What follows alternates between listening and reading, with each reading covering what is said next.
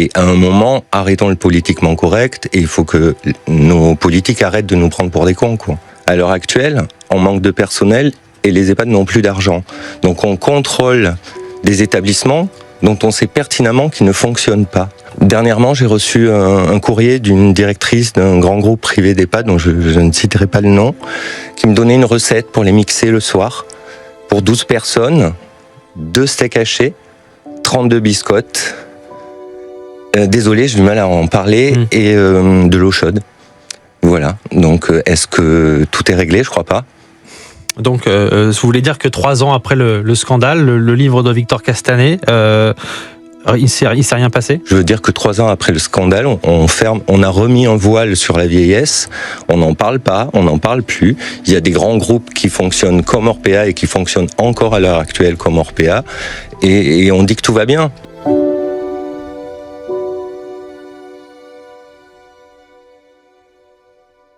Bonjour Laurent Garcia. Bonjour. Vous êtes le président de l'Observatoire du Grand Âge, ancien cadre infirmier chez Orpea, et vous êtes l'un des lanceurs d'alerte qui ont permis au journaliste Victor Castanet, dans son livre Enquête Les Fossoyeurs, de révéler le scandale des maltraitances des personnes âgées dans ces EHPAD, ce qu'on a appelé le scandale Orpea. Au lendemain de ces révélations, le gouvernement avait annoncé un plan de contrôle de tous les établissements en France. Le résultat a été dévoilé hier par la ministre en charge du dossier, Charlotte Parmentier-Lecocq, sur France 2. Écoutez. Le gouvernement, à l'époque, a décidé de contrôler tous les EHPAD de France, les 7500 EHPAD de France. On est pratiquement au 100%, on était à 96% d'EHPAD contrôlés en décembre, et de regarder s'il était possible qu'il y ait un autre Orpea. Ce que je peux vous dire, c'est qu'il n'y a pas d'autre Orpea au sens d'un tel système organisé d'abus de biens sociaux. C'est ça qu'on peut dire de détournement de fonds publics. Par contre, on a 55 établissements qui ont été identifiés sur les 7500 qui font l'objet de sanctions graves, c'est-à-dire qu'il a été décidé soit la fermeture immédiate de l'établissement, soit parce que de la maltraitance avérée. Pour des faits graves, oui, de maltraitance, de dysfonctionnement vraiment important, de problèmes de prise en charge des soins. La ministre Charlotte Parmentier-Lecocq sur France 2. On va revenir sur ces chiffres. D'abord, Laurent Garcia, 96% des établissements contrôlés, 0,8% seulement de ces contrôles ont donné lieu à des sanctions, 11 EHPAD fermés, 9 suspendus provisoirement. Est-ce que ces contrôles vous semblent à la hauteur ? Non, pas du tout. Après, première chose, les contrôles existent depuis des années. C'est pas une grande nouveauté. On contrôle, l'ARS contrôle et n'a pas les moyens de contrôler sur place parce que n'a pas assez de personnel. Donc c'est des contrôles papier et ça, je n'y crois pas. À l'heure actuelle, on manque de personnel et les EHPAD n'ont plus d'argent. Donc on contrôle des établissements dont on sait pertinemment qu'ils ne fonctionnent pas. Enfin, on marche sur la tête totalement. La ministre l'assure, elle l'a dit, on l'a entendu, il n'y a pas d'autre Orpea d'après ces contrôles. Il n'y a plus de système organisé visant donc à maltraiter les personnes âgées pour faire des économies. Est-ce que vous y croyez ? Dernièrement, j'ai reçu un courrier d'une directrice d'un grand groupe privé d'EHPAD, dont je ne citerai pas le nom, qui me donnait une recette pour les mixer le soir, pour 12 personnes, 2 steaks hachés, 32 biscottes, désolé, j'ai du mal à en parler, et de l'eau chaude. Voilà, donc est-ce que tout est réglé? Je crois pas. Donc, vous voulez dire que 3 ans après le scandale, le livre de Victor Castanet, il s'est rien passé? Je veux dire que 3 ans après le scandale, on a remis un voile sur la vieillesse, on n'en parle pas, on n'en parle plus. Il y a des grands groupes qui fonctionnent comme Orpea et qui fonctionnent encore à l'heure actuelle comme Orpea, et on dit que tout va bien.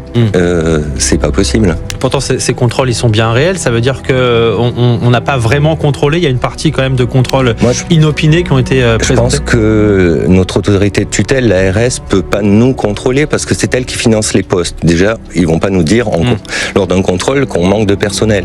Je pense qu'à un moment, il faudra, comme Nicolas Sarkozy l'a fait En créant le contrôleur général des lieux de privation de liberté pour les prisons et les hôpitaux psy, il faudrait qu'Emmanuel Macron crée une autorité administrative indépendante pour contrôler les EHPAD. Je pense que c'est nécessaire à l'heure actuelle. Selon Pascal Chanvert, qui est vice-président de l'ADPA, l'association des directeurs au service des personnes âgées, la réponse de l'État n'est absolument pas à la hauteur. C'est aussi ce que vous nous dites ce matin. L'État, dit-il, essaye de faire croire qu'il n'est responsable de rien. Or, l'un des principaux problèmes dans les EHPAD, c'est le manque de personnel, le manque de moyens. Et ça s'est encore aggravé depuis 3 ans. Vous partagez ce diagnostic ? Complètement. Rien ne s'est arrangé depuis 3 ans et je pense qu'on est loin d'une amélioration vu ce qui est prévu. Donc c'est cette communication qui a été faite hier, pour vous, c'est justement seulement de la communication, une façon de se défausser ? C'est de la com, on nous fait de la com depuis des années, bien avant le livre on nous faisait de la com. Cette loi grand âge, elle aura jamais lieu. Non, c'est pas acceptable à l'heure actuelle. L'état des EHPAD, c'est catastrophique. Qu'est-ce qu'il faut faire concrètement pour commencer à inverser la situation, à remédier à la situation ? Déjà, il faut de l'argent. Et peut-être qu'après, on fera des contrôles. Et de l'argent, il n'y en a pas assez, il n'y en a pas suffisamment ? Non.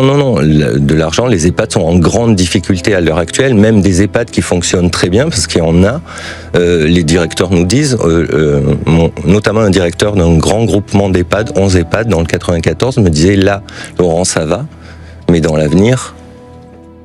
Quelle est la responsabilité de l'État et du gouvernement dans cette situation ? Mais l'État, clairement, l'État s'en fout en fait. L'État nous donne des os à ronger de temps en temps pour calmer les familles et pour calmer les personnes qui travaillent dans ces lieux. Donc on vous sent pas du tout rassuré par ce bilan, ce chiffre pour vous en fait il veut rien dire, ce chiffre de 0,8% des EHPAD qui ont été sanctionnés ? Non, ça veut absolument rien dire. On sait que les EHPAD à l'heure actuelle sont maltraitants par manque de personnel. C'est tout.